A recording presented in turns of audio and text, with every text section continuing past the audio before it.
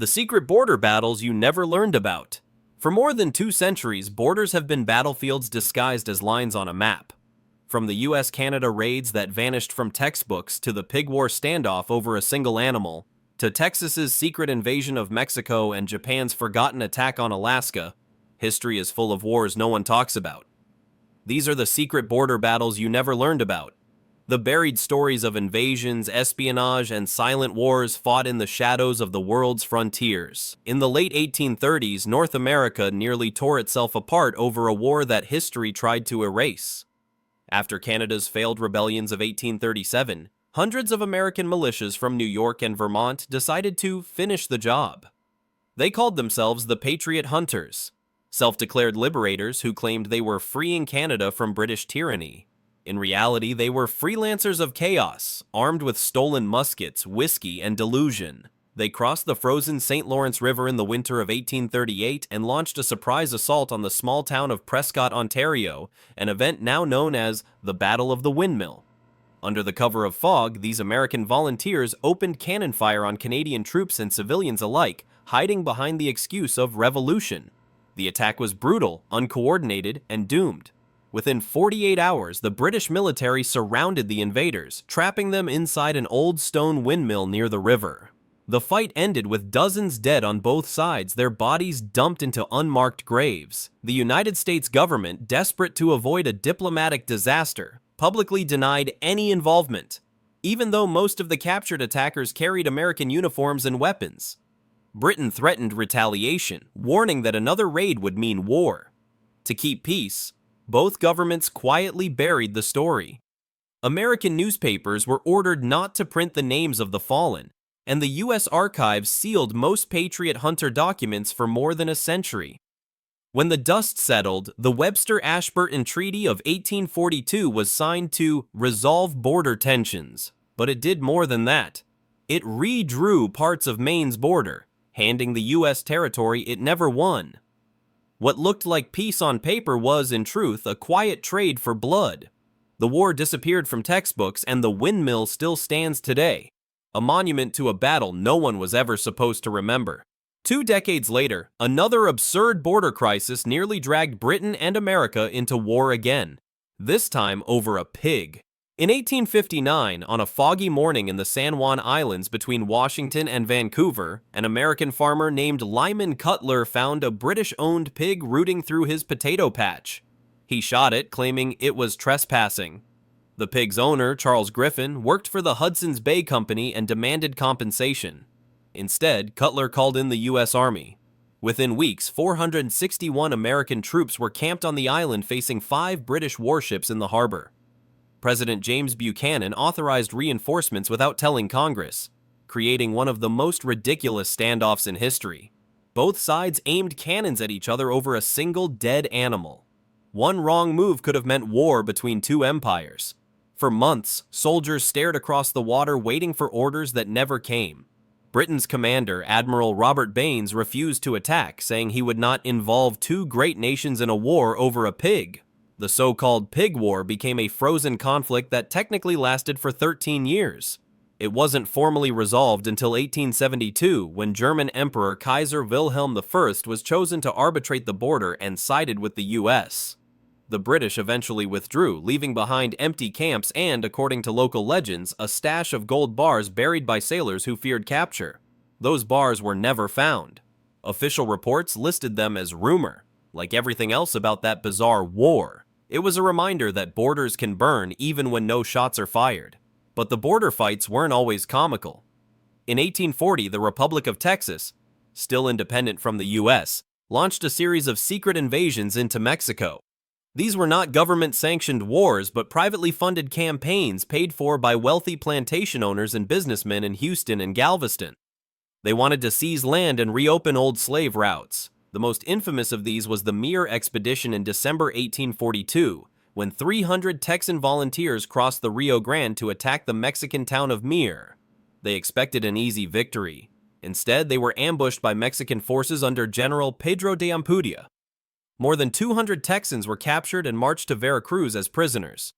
To decide who would live, the Mexican president, Antonio López de Santa Anna, ordered a grim lottery. prisoners drew beans from a clay pot. White meant life, black meant death. 1 in 10 men drew a black bean and was executed by firing squad. The rest were enslaved in the mines of Veracruz, forced to labor for years before release. Texas newspapers back home buried the scandal, rewriting the disaster as an act of heroism. When archaeologists unearthed a mass grave near Mir in 2013, they found U.S.-manufactured bullets among the remains, confirming that Washington had secretly supplied arms to the so-called Independent Republic. It proved the Texas-Mexico border was a battlefield long before annexation, and one both governments pretended never happened.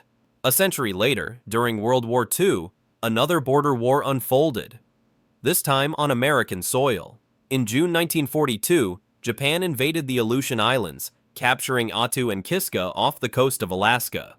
It was the first foreign occupation of U.S. territory since 1812. Over 500 Aleut civilians were forcibly relocated to internment camps in Alaska and Southeast Alaska, where dozens died from disease and starvation. The U.S. military censored the story completely, calling it a Northern Skirmish. In the spring of 1916, a border town in New Mexico turned into a war zone before dawn. Around 400 fighters under Francisco Pancho Villa stormed Columbus, setting fire to homes and shooting civilians in the streets. 18 Americans were killed, dozens more wounded. Villa's men burned the local bank, stole ammunition from the garrison, and rode back across the border into Chihuahua before sunrise. It was the first successful foreign raid on U.S. soil since the War of 1812. And it provoked something the world had never seen before: the first airborne invasion in American history. Within days, President Woodrow Wilson ordered General John J. Pershing to lead 10,000 troops into Mexico to pursue Villa wherever he may go. No declaration of war, no permission from Mexico City. The punitive expedition was launched in total secrecy, equipped with biplanes from the Army's 1st Aero Squadron and a convoy of armored trucks. It was 1916. The U.S. didn't even have a highway system yet.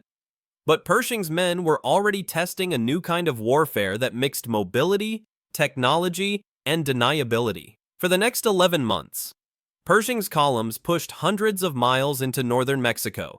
Villages like Guerrero and Parral were shelled or burned as troops hunted phantom rebels. Reports from local clergy and doctors spoke of hundreds of civilian deaths, though the U.S. press printed almost nothing. Official communiques called the destruction supply seizures. When Mexican President Venustiano Carranza protested the invasion, Washington labeled the operation a training exercise, pretending it wasn't war. The system wasn't just espionage, it was experimentation. According to declassified FOIA documents released in 2021, the site doubled as a prototype for acoustic and seismic sensors that were later deployed along the Ho Chi Minh Trail in Vietnam. A 1957 field report from contractor Sandia Laboratories detailed microphonic sand arrays buried at 20-foot intervals, the earliest version of modern motion detectors. Locals who stumbled across the perimeter were told it was part of a weather monitoring program. By 1958, U.S. Geological Survey teams recorded traces of radiation contamination around the installation, likely from small nuclear isotopes used to calibrate detection devices. The CIA never issued cleanup orders. When the project vanished from federal budgets in 1962, the equipment was simply sealed underground and paved over. To this day, aerial scans show irregular magnetic readings in the region, less than 5 miles from current Border Patrol Station 520 near Lukeville, Arizona. What remains is a ghost infrastructure, America's first invisible fence, built not to stop people but to train machines how to watch them. While the desert hid its wires, another kind of border war raged half a world away. This one in the Himalayas, where altitude killed more soldiers than bullets. In October 1962, India and China went to war over remote mountain territories in Aksai Chin and the Northeast Frontier Agency, now Arunachal Pradesh. The fighting took place at elevations above 14,000 feet, where frostbite set in within minutes and weapons jammed from thin air. Both governments imposed strict censorship. Neither admitted how many of their troops were dying. Indian patrols stationed near Rezang La were surrounded and cut off. When recovery teams arrived months later, they found bodies still standing, rifles in hand, frozen mid-salute. Chinese records from the same period, uncovered in the Operation Golden Dragon archive, show that Beijing's real goal wasn't territorial conquest, but surveillance. The PLA wanted control of mountain passes that overlooked Soviet missile test zones in Central Asia. The conflict burned for barely a month but claimed more than 3,000 lives, most of them never officially recorded. China withdrew suddenly in November 1962, declaring victory and pulling back across its own lines. Analysts later discovered intercepted radio logs suggesting both armies had suffered catastrophic losses from exposure, avalanches, and supply collapse. The Himalayas had become a graveyard suspended between nations, soldiers from two nuclear-bound powers dying unseen above the clouds. Across these decades, from Pershing's desert columns to the CIA's hidden fences and the Himalayan dead, borders kept turning into laboratories for new kinds of control. Each battle existed, each was documented, and each was buried. The records remain. A raid called a training drill, a fence called a weather station, a war called a dispute. None were forgotten by those who fought them, only by those who wrote the histories later.